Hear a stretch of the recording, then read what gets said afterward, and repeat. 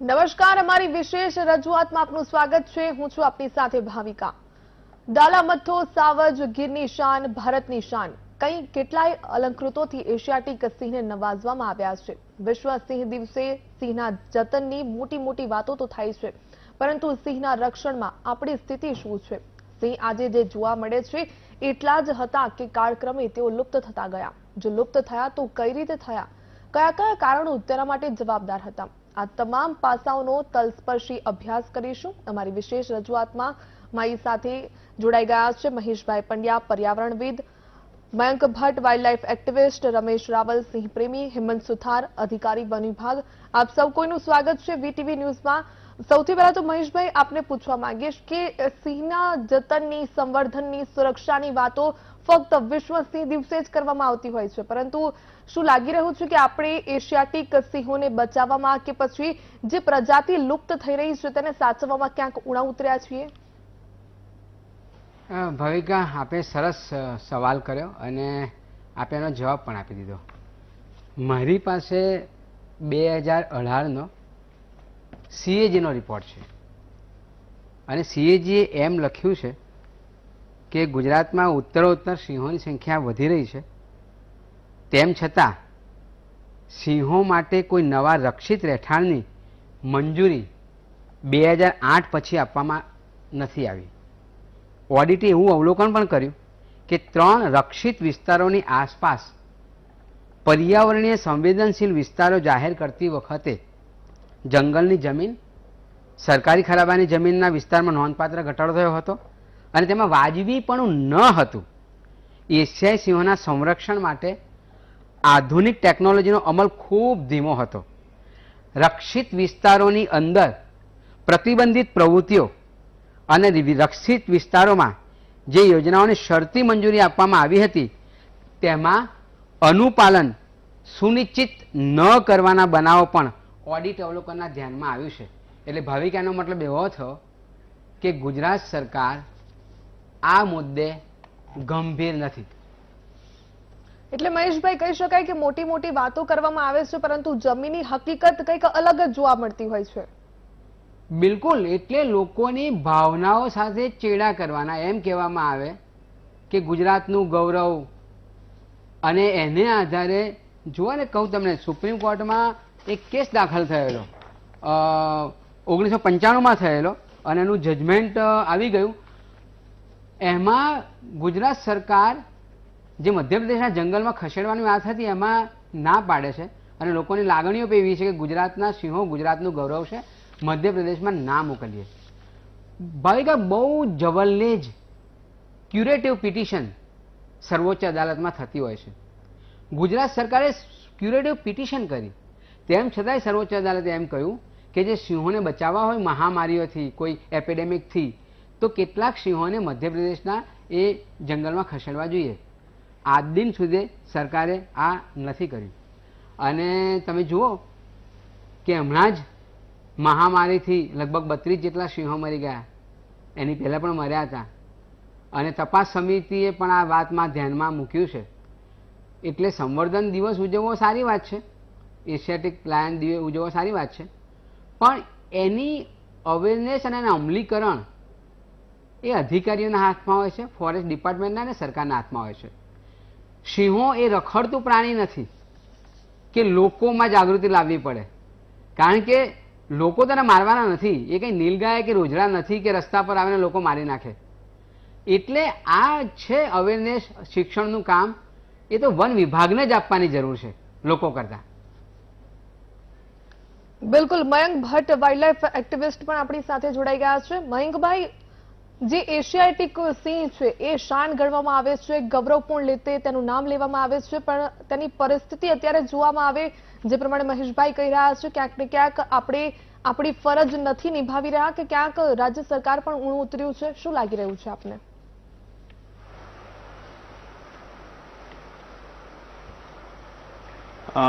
બિલકુલ, આપે સાચી વાત કહી। જોવા જઈએ તો રાજ્ય સરકાર અને ગુજરાત વન વિભાગની ઘોર બેદરકારી છે। સિંહો પ્રત્યેની જે સરકારની જે ઉદાસીનતા છે એ હાલમાં દેખાઈ આવે છે। અને જે પ્રમાણે આપણે જોઈએ કે વિશ્વ સિંહ દિવસનું સેલિબ્રેશન આજે આપણે મોટા ઉપાડે કરવા જઈ રહ્યા છીએ, તો શું આપણે આ સેલિબ્રેશનના હકદાર છીએ? કારણ કે છેલ્લા 2 વર્ષની અંદર ટપોટપ સિંહોના મૃત્યુ થઈ રહ્યા છે. જે પ્રમાણે આપણે વાત કરીએ કે ભારતની અંદર 2 મોટા બિગ કેટ્સ છે, ટાઈગર અને સિંહ. તો ટાઈગર માટે સરકાર ઘણું બધું કામકાજ કરે છે, ઘણા બધા રિઝર્વ એના જે વિસ્તારો રાખે છે, પણ સિંહો માટે શું? આજે ટાઈગર જુઓ તો 19 રાજ્યોમાં ટાઈગર છે, જ્યારે આપણે ત્યાં તો 19 જિલ્લામાં સિંહ નથી. અચ્છા, ટાઈગરનું કન્ઝર્વેશન થાય એ બાબતનો અમારો કોઈ વિરોધ નથી, પરંતુ આપણા જે સિંહ છે આજે 674 ની સંખ્યાએ પહોંચ્યા છે જે સિંહો, તો એ સિંહો બાબતના આપણી પાસે કેટલા રિઝર્વ વિસ્તાર રાખ્યા છે સિંહો માટે, એ બહુ ગંભીર પ્રશ્ન છે. બીજી વસ્તુ કે જે પ્રમાણે ટપોટપ સિંહો મરી રહ્યા છે અને જે પ્રમાણે વન વિભાગ આંકડા છુપાવી રહ્યું હતું, છેલ્લા 5 માસની અંદર આપણે જોઈએ તો વન વિભાગનું કેવું હતું કે 30 થી 35 સિંહ મર્યા, પણ જ્યારે દિલ્હીની ટીમ આવીને દિલ્હીની ટીમે જ્યારે રિપોર્ટ જાહેર કર્યો તો 85 જેટલા સિંહો ના મૃત્યુ થયા, અને એની અંદર 68 જેટલા સિંહોના તો અકુદરતી મૃત્યુ થયા છે અને 18 જેટલા સિંહોના કુદરતી મોત થયા છે. આ એક ખૂબ ગંભીર બાબત છે અને આપણે સેલિબ્રેશન કરવાની જગ્યાએ મનોમંથન કરવાની જરૂર છે. સરકાર અને વન વિભાગે 100% આ બાબતમાં મનોમંથન કરી અને સટીક પગલાં લેવાની જરૂર છે. બિલકુલ મયંકભાઈ, સટીક પગલાં લેવાની તો ખૂબ તાતી જરૂર લાગી રહી છે. હેમંત સુથાર, અધિકારી વન વિભાગ પણ આપણી સાથે જોડાયેલા છે. હેમંતભાઈ આપણી સાથે ટૂંક જ સમયમાં જોડાશે. મયંકભાઈને પણ સવાલ એક પૂછવા માંગીશ કે મયંકભાઈ, જે સિંહના મૃત્યુ નિપજ્યા છે, ખાસ કરીને કયા મૂળભૂત કારણો જવાબદાર કહી શકાય? કે અનેક વખત જે વન વિભાગ દ્વારા કહેવામાં આવે છે કે ખુલ્લા કૂવામાં પડી ગયા, કે પછી જે ઇલેક્ટ્રિક ફેન્સિંગ હતી તેનો તાર અડી જવાથી સિંહના મૃત્યુ થયા. શું ખરેખર આ જ પરિબળો જવાબદાર છે કે પણ બીજા કોઈ પરિબળો પણ હોઈ શકે છે?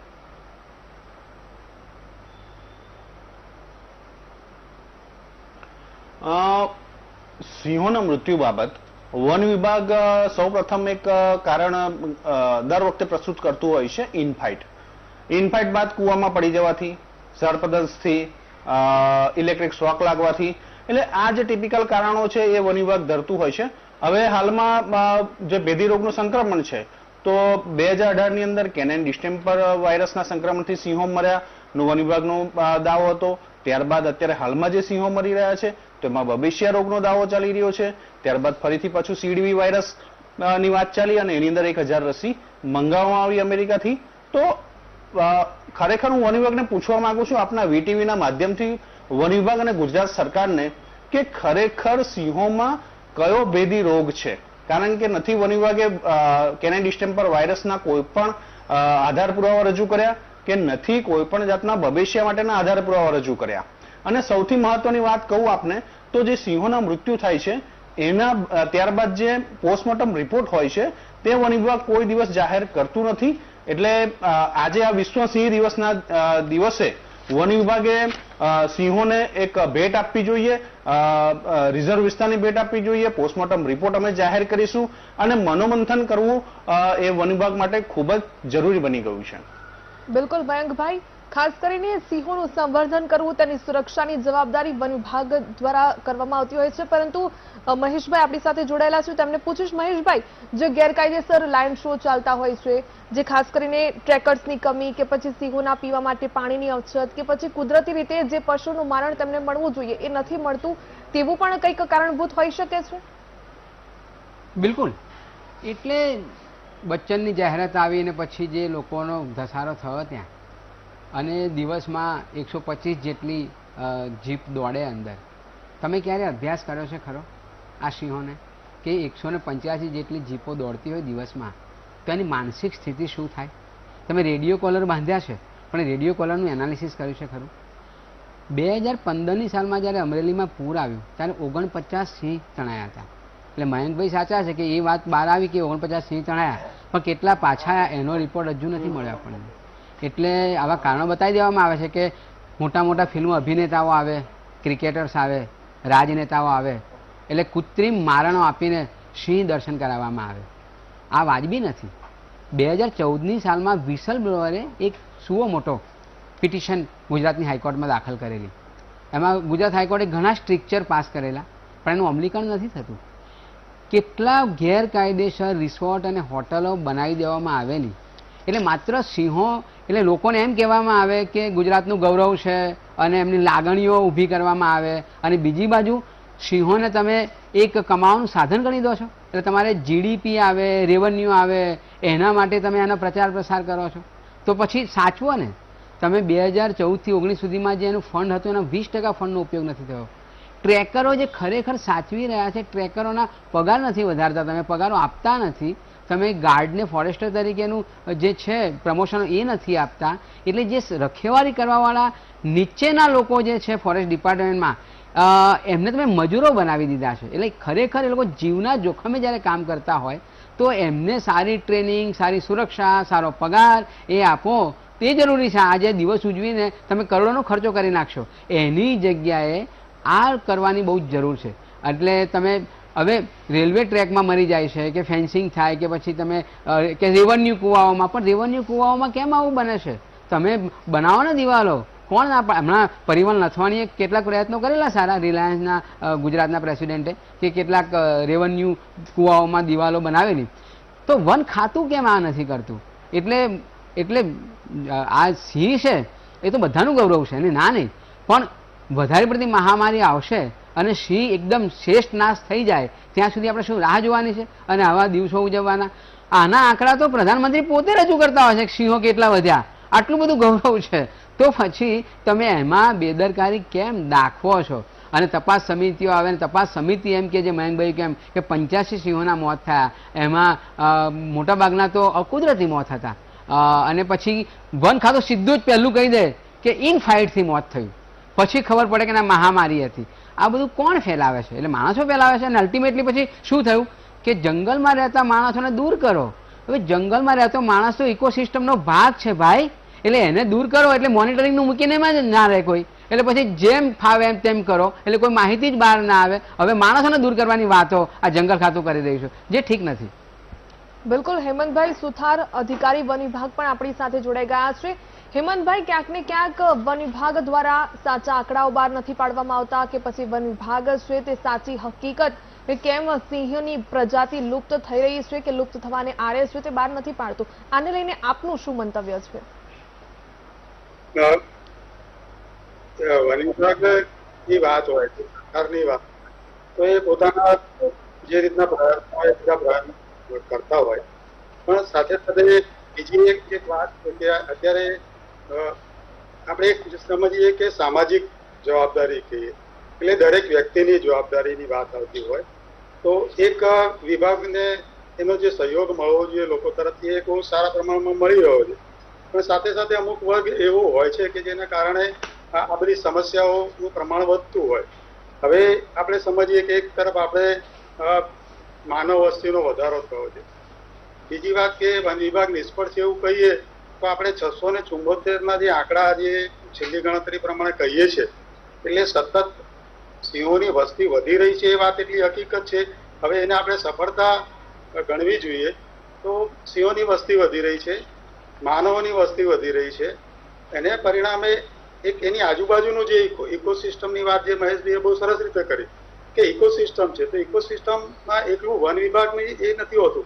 આજુબાજુના ખેતરો પહેલા જે ખુલ્લા વિસ્તારો હતા એ ખુલ્લા વિસ્તારો હવે ખેતરો બન્યા છે. ઘણી બધી જગ્યાએ શેરડીની ખેતી થતી હોય કે કુવાઓ બન્યા હોય કે પછી કેરીના ખેતરો બન્યા હોય, તો સિંહોની અથવા એના જે તૃણાહારી પ્રાણીઓની અવર જવર જે છે એના ઉપર એની અસરો પડી હોય. ઘણી જગ્યાએ આપણે જોઈએ છીએ કે આપણા રસ્તાઓ, ઘણી બધી જગ્યાએ આપણે રસ્તાઓ વધી ગયા, ગીરની અંદર રેલવે ટ્રેક જઈ રહ્યો છે, મનુષ્યની અવર જવર પણ અભયારણ્ય વિસ્તારની અંદર પણ વધી છે, અને અભયારણ્ય નથી તેવા વિસ્તારોમાં ઘણી જગ્યાએ સિંહ છે. અને એના બે કારણ છે કે સિંહની વસ્તી વધી છે એટલે જે એનું કેરિંગ કેપેસિટી કહીએ આપણે ગીર અભયારણ્યની, તો સિંહોને બહાર આવવું પડે છે. અને જે બહાર સિંહ આવી રહ્યા છે એ વાત તો પહેલી વાત એ હતી કે 1980 પહેલા તો આખા ભારતની અંદર સિંહ હતા. એટલે આખા ભારતની અંદર એટલે નર્મદાની ઉપરનો ભાગ જેની અંદર આપણે ઘણા બધા રાજ્યોનો સમાવેશ કરીએ કે રાજસ્થાન લઈએ, મધ્યપ્રદેશ લઈએ, બિહાર લઈએ, ઉત્તર પ્રદેશ લઈએ, તો સિંધુના પશ્ચિમ કિનારા, સિંધુ નદીના મેદાની પ્રદેશો થી લઈને ગંગા નદીનો જે તટીય વિસ્તાર છે, તો આપણને ત્યાં છેક બંગાળ સુધી આ સિંહ જોવા મળતા. હવે એની વસ્તી ઘટતી ઘટતી 1980 પછી તો આપણે સૌરાષ્ટ્રમાં એકલી જ રહી છે. એટલે એ જે સૌરાષ્ટ્રના મર્યાદિત વિસ્તારમાં વસ્તી હતી એ ફરી પાછી વધીને હવે આપણા જુદા જુદા જિલ્લાઓ સુધી પહોંચી રહી છે. એટલે અત્યારે આપણે એમ કહીએ કે પહેલા બનાસકાંઠા, સુરેન્દ્રનગર, જામનગર, પોરબંદર, રાજકોટ, તો ભાવનગર, આ બધી જગ્યાઓ પર પહેલા સિંહ હતા. પછી એક ગાળો એવો આવ્યો કે ત્યાં પહેલા સિંહ નતા, હવે પાછા સિંહ થઈ રહ્યા છે. તો મતલબ એવો છે કે સિંહની વસ્તી વધી છે. હવે જયારે વસ્તી વધી હોય અને ખુલ્લા વિસ્તારો ન હોય, ત્યાં ખેતી આવી થઈ ગઈ હોય, ત્યાં બીજું ડેવલપમેન્ટ થયું હોય, બાંધકામો થયા હોય, લોકોની અવર જવર વધી હોય, તો આ સમસ્યાઓ વધવાની છે. એટલે વન વિભાગ પોતે જ બધી બહુ મોટી વ્યવસ્થાપનની બહુ મોટી મુશ્કેલીમાંથી પસાર થઈ રહ્યું છે કે આ હકીકતો બનવાની છે. એટલે ભવિષ્યમાં પણ વધવાની છે. કારણ કે આપણી જે કેરિંગ કેપેસિટી કહીએ કે લગભગ ગીર વિસ્તાર જેટલો રક્ષિત વિસ્તાર છે, ત્યાં કદાચ સમસ્યાઓ હોય તો આપણે એને વન વિભાગને કહીએ કે ભાઈ એ વધુ ધ્યાન આપે. પણ જે રક્ષિત વિસ્તાર નથી સિવાયના વિસ્તારોમાં જ્યાં સિંહની અવર જવર વધી રહી છે અને માણસો સાથેનો સંઘર્ષ વધી રહ્યો છે, એટલે ઘણી જગ્યાએ આપણે જોયું છે કે લોકો એની પાછળ ચેસ કરે, મારણ નાખે છે, ગાડીઓ દોડાવે છે. જ્યારે આવા કિસ્સાઓ બનતા હોય ત્યારે વન વિભાગને લોકોના સહયોગની જરૂર હોય કે લોકોનું વર્તન પણ એવું રહે કે વન વિભાગની વ્યવસ્થાપનમાં એને મદદરૂપ બને લોકો. એટલે જો આપના માધ્યમ દ્વારા જે આપણે સોશિયલ મીડિયાનું માધ્યમ છે તો અને આપણા ટીવી માધ્યમે આજે આપણે બહુ સરસ ટીવીએ બહુ સરસ ચર્ચાઓ પડી છે અને એ બહુ આનંદદાયક વિચાર છે. સોશિયલ મીડિયામાં પણ જે સમાચારો જતા હોય એ પણ ખૂબ આનંદદાયક વાત છે. પણ આ બધા જ માધ્યમો હોય, સમાચાર માધ્યમો હોય કે જવાબદાર વન્ય પ્રેમીઓ કે પર્યાવરણ પ્રેમીઓ હોય, એ લોકોએ છેવટે તો એવું સમજવાનું છે કે આપણે સિંહોનું રક્ષણ કરવું છે. તો એ જે વાત કરશે, એ જે સંદેશો આપશે અથવા એ જે ટેલિકાસ્ટ કરશે, એની અસર પબ્લિક પર નકારાત્મક નહીં થાય. જેટલી અસર નકારાત્મક થશે એટલી વન વિભાગના માથે જવાબદારી. એટલે એક વાત એવી આવે કે વન વિભાગને એક દોષ લેવાનું છે કારણ કે એની જવાબદારી, પણ એ સાથે સાથે આપણો સહિયારો પ્રયાસ પણ એટલો જ જરૂરી છે.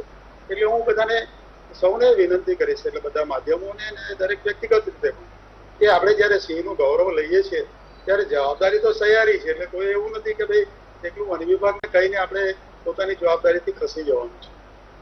બિલકુલ હેમંતભાઈ, જવાબદારી સૌ કોઈની છે, પરંતુ સમસ્યા હોય ત્યાં સમાધાન પણ હોય છે, તે પણ ખૂબ જરૂરી બનતું હોય છે. આ ચર્ચા યથાવત રાખીશું. હાલ રોકાઈએ એક બ્રેક માટે.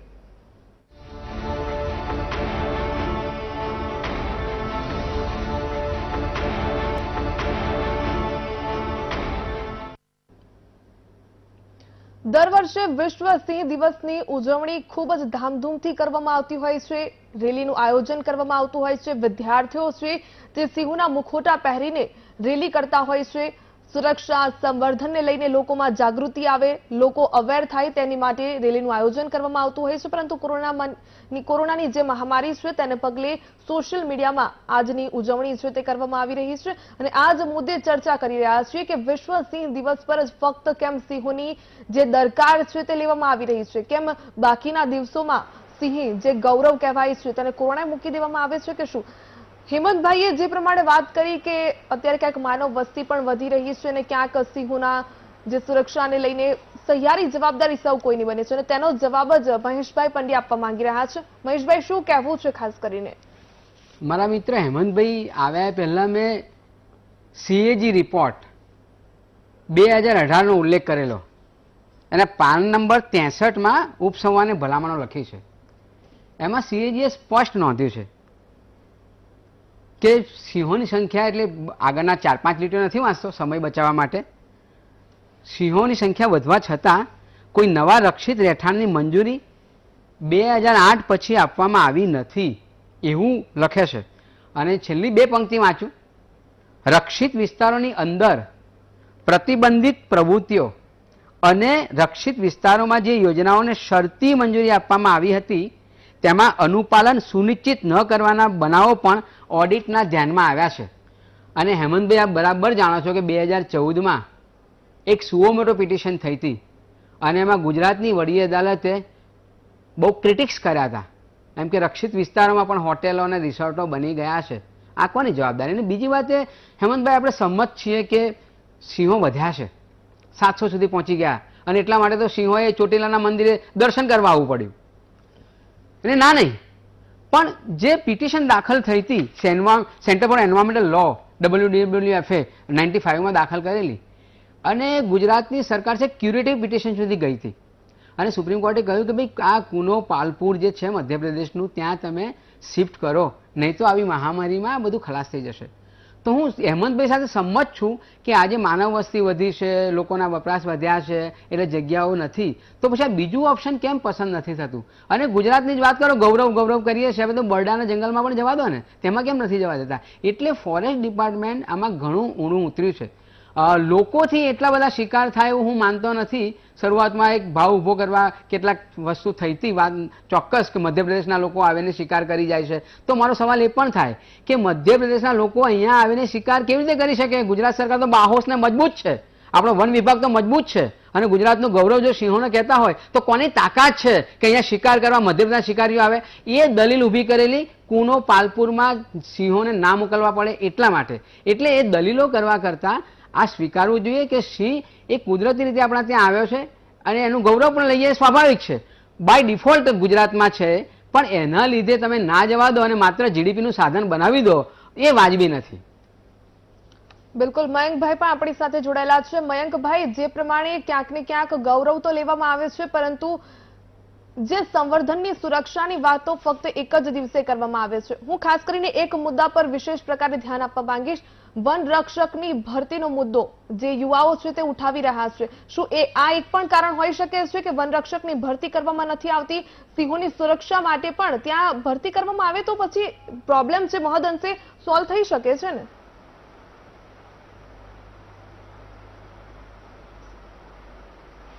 બિલકુલ સાચી વાત છે. એ એક તો ભરતીના મુદ્દા પર હું આવું છું, પણ એની પહેલા વિસ્તારની વાત સુથાર સાહેબે કહ્યું, મહેશભાઈએ જે વાત કરી વિસ્તારની, તો વિસ્તારની સાથે હું એક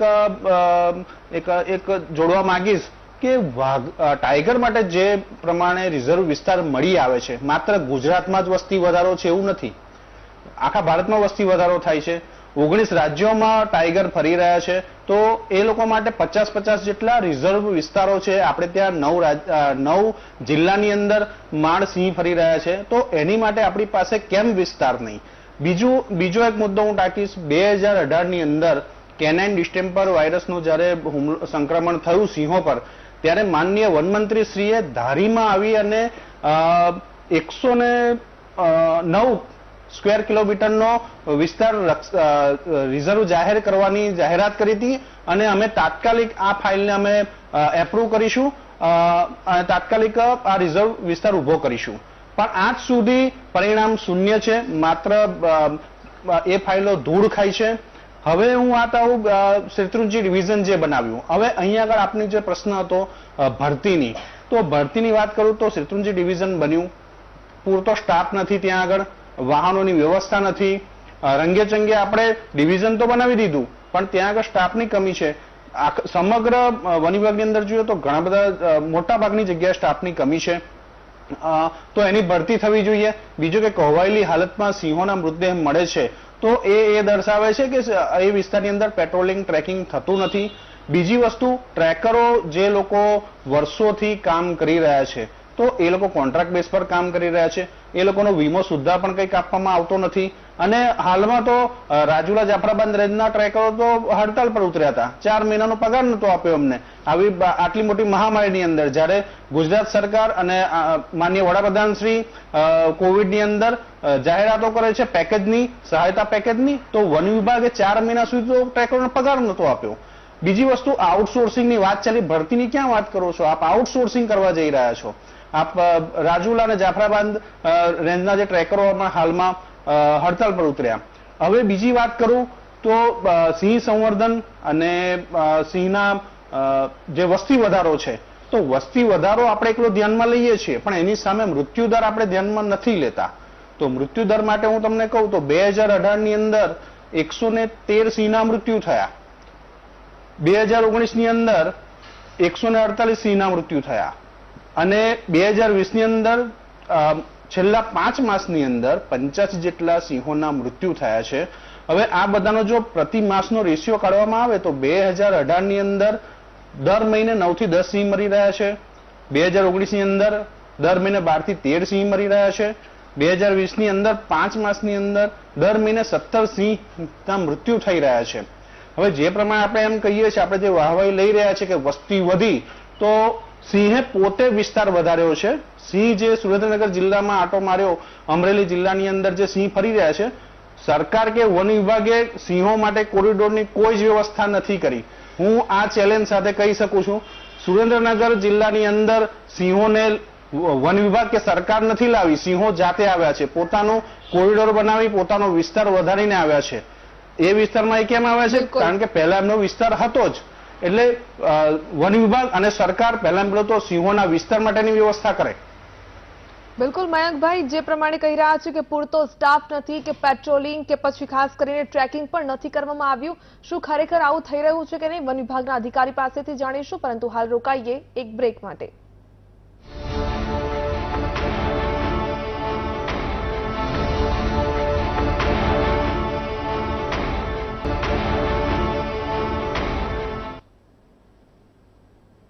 ડણક ગરજતી રહે એટલે સિંહો છે તેની ગર્જના છે તે હંમેશા સાંભળવા મળે. ગૌરવપૂર્ણ રીતે આપણે આ વાત કહીએ છીએ, પરંતુ શું ખરેખર ગૌરવ લેવા જેવી બાબતને પણ આપણે સમજીએ છીએ ખરા? આ ગૌરવપૂર્ણ જે વાત આપણે સૌ કહીને કહીએ છીએ કે ગુજરાતમાં આવો, એશિયાટિક સિંહ જોવાનો લાભ લો, પણ ઘણી જગ્યાએ એવું જોવા મળે છે કે આ જે સિંહ છે તેને પરેશાન કરવામાં આવી રહ્યા હોય, પજવણી કરતા વિડીયો પણ અનેકવાર સામે આવતા હોય છે. હેમંતભાઈ વન અધિકારી છે, આપણી સાથે જોડાયેલા છે. હેમંતભાઈ, જે પ્રમાણે મયંકભાઈ પણ કહી રહ્યા છે કે પૂરતો સ્ટાફ નથી, ક્યાંક પેટ્રોલિંગ છે તે ઓછું કરવામાં આવી રહ્યું છે, ક્યાંક ટ્રેકિંગ નથી થઈ રહ્યું, શું આ બધી બાબતો પણ જવાબદાર છે કે નહીં? ના, એટલે મહેશભાઈ અને મયંક જે પણ કહી રહ્યા છે એ બહુ તત્વ સંજયની વાત કરી રહ્યા છે. એટલે એમ જ વાત થઈ રહી છે એવી વાત નથી કે ભાઈ એમ જગ્યાઓ ખાલી છે. એ તો એ આંકડા ઉપર આપણે એના આંકડા જોઈ લઈએ તો ખબર પડે કે આટલી એટલી જગ્યાઓ ખાલી છે. અને એ વિસ્તાર પૂરતી વાત આપણે કરીએ સિંહના વિસ્તારની, એ સિવાય બી ગુજરાતની ઘણી બધી જગ્યાઓમાં વર્ગ 1 થી લઈને 2 થી લઈને તે નીચેના કર્મચારીઓ સુધીની જગ્યાઓ ખાલી છે. એ વાત હકીકત તો છે જ. બીજી વાત એ છે કે મૃત્યુ થઈ રહ્યા છે ત્યારે એક વાત એવી હોય કે વન વિભાગ માટે જે કંઈ કારણો હોય, પણ મૃત્યુના કારણો માટેની જે અસરકારક રીતે અમલીકરણ થવું જોઈએ, કે એના કારણો શોધવાની વાત હોય, એના માટેનું અમલ કરવાનું હોય કે એને શું કઈ પ્રકારની ટ્રીટમેન્ટો કે શું જરૂરિયાત આવશે, એના પ્લાનિંગમાં ક્યાંક એ રહેતું હોય.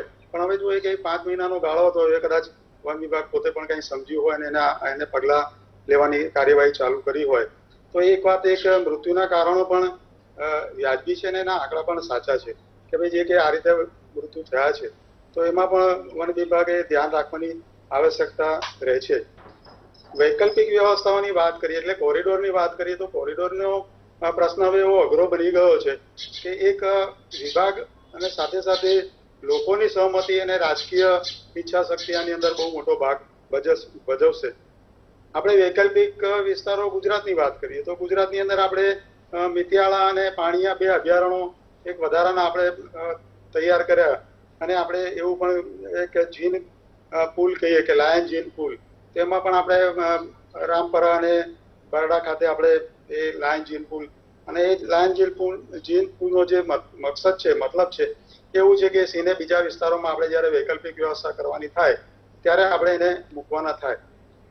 હવે વાત એવી આવે છે કે જ્યારે વૈકલ્પિક વિસ્તારોની વાત કરતા હોઈએ કે આ નહીં તો બીજું એમ, તો વાત એવી છે કે જે ફેલાવો જે થઈ રહ્યો છે જે સિંહનો, એટલે હવે તો છે કે ભાવનગરથી લઈને દીવથી લઈને તે આપણા તટીય વિસ્તારો અને પોરબંદર ને બધા જ વિસ્તારો જયારે આવી જતા હોય તો હવે વૈકલ્પિક વિસ્તારો કયો હોઈ શકે? એટલે પહેલાના જે વિસ્તારો એના હતા જ એ જ વિસ્તારોમાં એક આજે આ પ્રાણી ફરી રહ્યા છે અને ત્યાં જ સમસ્યા નડી રહી છે. એટલે ઘણી વખતે આપણને એવું લાગે કે વિકલ્પ આપણે વિચારીએ, પણ વિકલ્પની અંદર એક ત્યાં આગળ એનો જે ખોરાક છે એનો પ્રે બેઝ છે કે નહીં એ પહેલું જોવાની વાત આવતી હોય.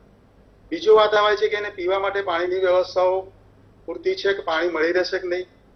ત્રીજી વાત આવે કે સ્થાનિક લોકો સ્વીકારશે કે નહીં. એટલે ઘણી વખતે બરડામાં એવું સાંભળ્યું હતું મેં કે બરડામાં સિંહ શિફ્ટ કરવાની વાત હતી ત્યારે બરડામાં વિરોધ થયેલો. એવી રીતે આપણે એમ કહીએ કે આપણે પાલપુર પૂનો મોકલવાની વાત હોય તો ત્યાં આગળ પણ આ સમસ્યાઓ તો આવવાની છે કે એને જેટલું ઓછામાં ઓછો વિસ્તારની જરૂર પડતી હોય. એટલે જે સમસ્યાઓ કદાચ ગીરમાં છે એ કદાચ મધ્યપ્રદેશમાં પણ સરખી હોઈ શકે તો ત્યાં આગળ પણ એને ગુણારી એટલી સંખ્યામાં હોવા જોઈએ તે છે કે નહીં, પાણીની વસ્તી છે કે નહીં, ત્યાંનું પર્યાવરણ કે એટલે ત્યાંનો વનસ્પતિ, ત્યાંનો વરસાદ, ત્યાંની ગરમી અને ત્યાંની ટેરાઈ જે છે એ સિંહને અનુકૂળ હશે કે નહીં એ પ્રયોગાત્મક રીતે આજે આપણે એને આમ કાગળ ઉપર જે વસ્તુઓ આદર્શ લાગતી હોય એ ઘણી વખતે ત્યાં સ્થળ ઉપર સંભવ ન બને એવું પણ બને.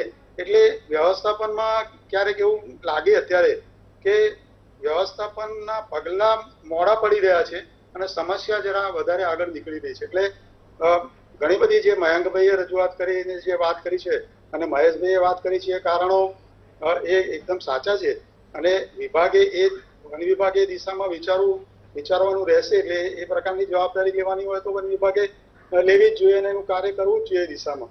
એટલે પેટ્રોલિંગની વાત હોય કે કોઈ પગારને લગતી વાત હોય કે ખાલી જગ્યાઓ ભરવાની વાત હોય તો એ વ્યવસ્થાનો એક મજબૂત ભાગ છે અને એ વ્યવસ્થાના ભાગ તરીકે ક્યાંય ખામી રહેતી હોય તો વન વિભાગે સમયસર એના પગલાં લેવાની જરૂરિયાત છે જ.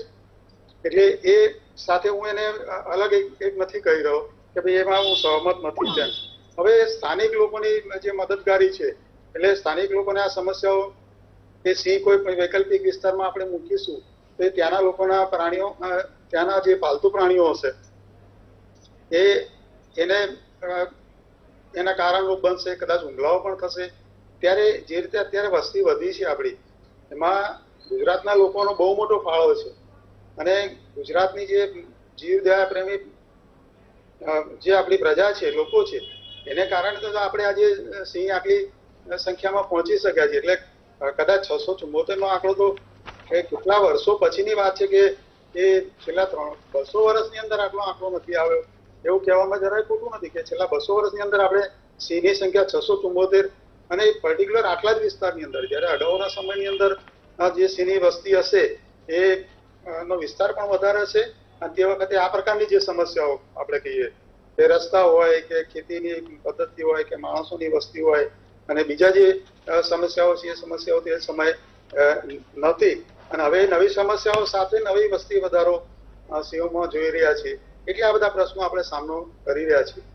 એટલે જે અસરકારકતા છે એમાં જો આપણે બહુ ચિંતાજનક રીતે પગલાં ન લઈએ તો સિંહોના આ મૃત્યુના આંકડા મોટી સંખ્યામાં આવવાના છે અને આવતા રહેશે, જે નિર્વિવાદ વાત છે. હવે એક મહત્વનો મુદ્દો હું એક વાત કરીશ એવી કે આપણે સિંહની સંખ્યા કેટલી હોવી જોઈએ. હવે એ વિષય પર પણ વિચાર કરવાનો સમય તો આવી જ ગયો છે. જો આપણે ગીરના અભયારણ્ય અને રાષ્ટ્રીય ઉદ્યાનની અંદર એની કેરિંગ કેપેસિટી એટલે વહન ક્ષમતા એવું કહેવાય છે 270 સિંહની વહન ક્ષમતા છે, 270 કે 300 ગણ. જ્યારે આપણે એના ડબલ આંકડા ઉપર ચાલતા હોઈએ ત્યારે આપણે નક્કી કરવું પડશે, રાજ્યએ નક્કી કરવું પડશે કે ભાઈ હવે વધશે તો એ ગૌરવ લેવું જોઈએ કે નહીં લેવું જોઈએ, બીજો મુદ્દો થઈ જશે. પહેલો મુદ્દો થયો કે ગૌરવ એટલે સંખ્યા વધશે એટલે સમસ્યાઓ વધવાની જ છે. કેરિંગ કેપેસિટી નથી એટલે એવા વિસ્તારોમાં જશે કે જે વિસ્તારો પહેલા કદાચ ખુલ્લા હતા ને હવે ત્યાં ખેતી છે કે હવે ત્યાં કોઈ સોસાયટીઓ છે કે ત્યાં કોઈ ઇન્ડસ્ટ્રીઝ છે કે ક્યાંક રોડ, રસ્તા, રેલવે છે. એટલે આ જે સંઘર્ષ, માનવ સંઘર્ષના કે રોગચાળાના કારણો અને બીજા કારણો, એના મૃત્યુના કારણો અને સંખ્યાઓ બધું જ વધવાનું છે. એ વાત એ એક રીતે આપણે સ્વીકારવાની આવશે કે આ સમસ્યાઓ આ રીતના વધવાની છે. હવે સંખ્યાને ક્યાં કાબુમાં લેવી અને કઈ રીતે લેવી એ એક નવો વિષય વ્યવસાયનો ઉભો થવાનો છે. બિલકુલ બિલકુલ. એટલે હેમંતભાઈ પણ માની રહ્યા છે કે પૂરતો સ્ટાફ નથી, ઘણી જગ્યાઓ ખાલી છે, ભરતી થવી જોઈએ અને વૈકલ્પિક વ્યવસ્થાની જે વાત છે તેની વિશે પણ હું વાત કરીશ. મહેશભાઈ, જે વૈકલ્પિક વ્યવસ્થાની વાત કરવામાં આવે છે તો શું તેનો અભ્યાસ કરવામાં આવે? કેમ કે કોઈ પણ પ્રયોગ કરવામાં આવે તો તેમાં સફળતા પણ મળી શકે છે અને નિષ્ફળતા પણ મળી શકે છે. જો હેમંતભાઈ એક અભ્યાસુ માણસ છે, વન વિભાગમાં અધિકારી છે, એ બીજી વાત છે, પણ એક અભ્યાસુ છે. અને હેમંતભાઈ, જ્યારે વન વિભાગની નિષ્ફળતાની હું વાત કરું તો એ એમાં રાજકીય ઈચ્છા શક્તિ જ આવે છે. એટલે it is a holistic approach of the state government. Forest department કોઈ આગવી વ્યવસ્થા નથી, એ રાજ્ય સરકારની વ્યવસ્થા છે અને હવે તો કેન્દ્ર સરકારની વ્યવસ્થા છે કે ફોરેસ્ટ ડિપાર્ટમેન્ટની અંડરમાં આવે છે. જો ઓવરનાઇટ કેવડિયા કોલોની ખાતે સફારી પાર્ક થઈ જતો હોય તો આ બધી વૈકલ્પિક વ્યવસ્થાઓ કેમ નથી થતી? અને જ્યારે WWF જેવી રિસર્ચ બેઝ વિશ્વ માન્યતા પ્રાપ્ત સંસ્થા જ્યારે પિટિશન કરે છે સર્વોચ્ચ અદાલતમાં, અને સર્વોચ્ચ અદાલત તેના ચોક્કસ નિષ્ણાતોના આધારે તારણ ઉપર આવે છે કે કુનો પાલપુરમાં તમે મૂકો આ લોકોને, તો કેમ નથી થતું? આપણે માનીએ છીએ કે દરેક પ્રાણીઓ પક્ષીઓને એને પોતાનું અનુકૂળ વાતાવરણ જોઈતું હોય છે, પણ પછી ટેવાઈ પણ જતા હોય છે, એવું પણ બનતું હોય છે.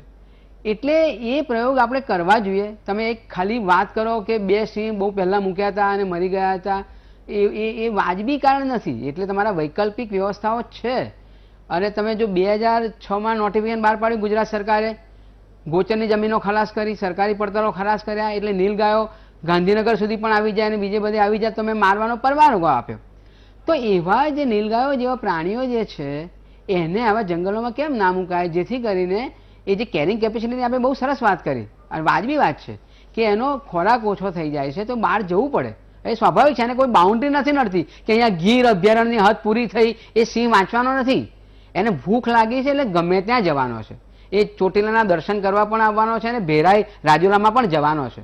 તો એવી વખતે જે આવા પ્રાણીઓ વધી ગયા છે કે ગુડખરમાં તમે વિન્ડમિલ લાવી દીધીને જે પરેશાન કરો છો, તો એ બધી વસ્તુઓ જે બની રહી છે, તો ત્યાં કેમ એક નીલગાયોને શિફ્ટ ના કરવામાં આવે અને અહીંયા પરવાનો આપવો? આમ તો આપણે એમ કહીએ છીએ કે અમારું ગુજરાત રાજ્ય તો અમે તો હિંસામાં માનતા નથી, અહિંસા પરમો ધર્મની વાત કરીએ છીએ, અને 2006માં તમે પરવાનો આપો છો નીલગાયોને રોજરાઓને મારવાનો, તો કેમ એવા જગ્યાએ શિફ્ટ ના કરવામાં આવે? એટલે આ પણ વિચારવાની જરૂર છે. એટલે જ્યાં રાજકીય ઈચ્છા શક્તિ હોય ત્યાં ઓવરનાઇટ સફારી પાર્ક થઈ જાય, કારણ કે તે આવક થવાની છે. તમે પ્રાણીઓને કોમોડિટી તરીકે જુઓ છો અને એ જ મોટું કારણ છે.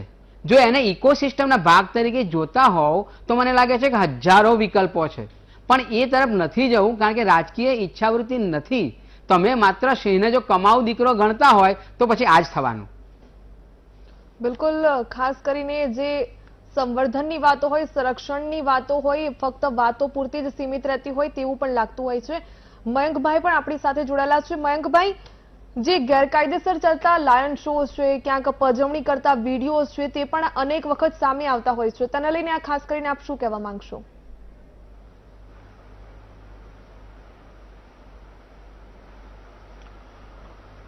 જુઓ, એની અંદર ઘણા બધા કારણો જવાબદાર છે. સિંહોની વસ્તી જે પ્રમાણે વધી છે એટલે સિંહો જંગલ બહાર નીકળી રહ્યા છે, રેવન્યુ વિસ્તારની અંદર, વાડી વિસ્તારની અંદર ફરતા હોય છે.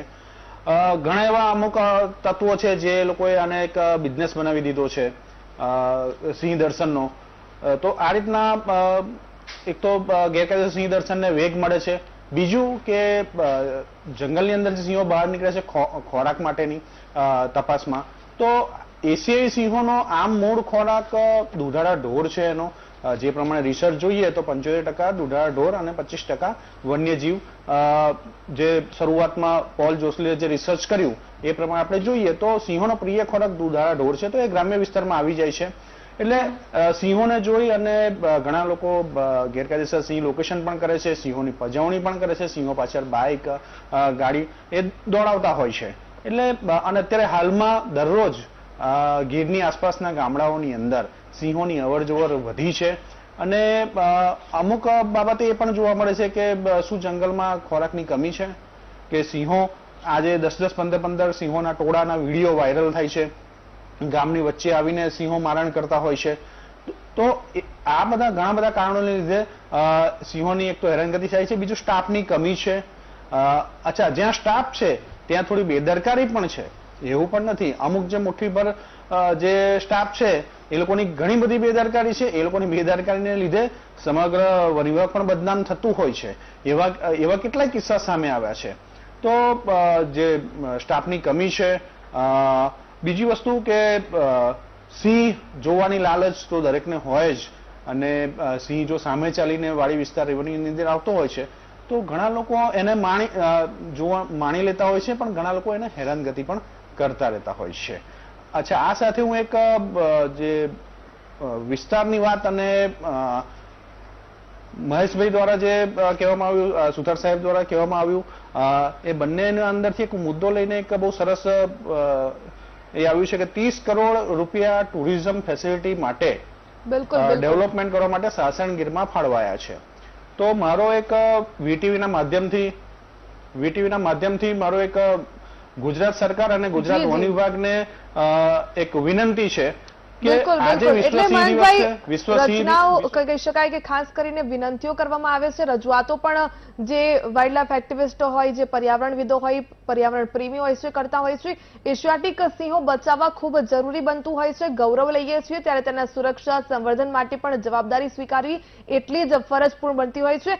આપ મહાનુભાવો ઉપસ્થિત રહ્યા અને જે ચર્ચામાં ભાગ લીધો તે બદલ આપ સૌનો ખૂબ ખૂબ આભાર. તો જે ડણક છે તે ગરજતી રહેવી જોઈએ. એશિયાટિક સિંહો છે, વિશ્વ સિંહ દિવસની ઉજવણી કરવામાં આવે છે, પરંતુ સાથે પણ તેમની દરકાર લેવામાં આવે, સુરક્ષા સંવર્ધન કરવામાં આવે, જાગૃતિ ફેલાય તે પણ ખૂબ જરૂરી બનતું હોય છે. હાલ રોકાઈએ એક બ્રેક માટે.